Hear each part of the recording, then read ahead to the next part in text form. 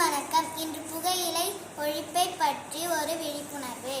அன்பு மாணவர்களே, நாம் புகையிலைக்கு அடிமையாக கூடாது. அப்படியே அடிமையானால் நுரையீரல் பாதிக்கும்.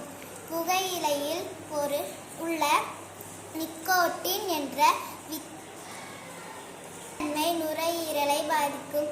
பல நோய்கள் வரும். ஒருவர் தனது வாழ்க்கையில் 100 சிகரெட்டுக்கு மேல் பிடித்தாலே புற்றுநோய் வர வாய்ப்புண்டு.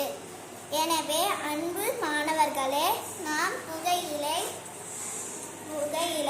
பயன்படுத்துவதற்கு ஒரு விழிப்புணர்வு கொடுப்போம். ஒழிப்போம் புகையிலையை ஒழிப்போம்.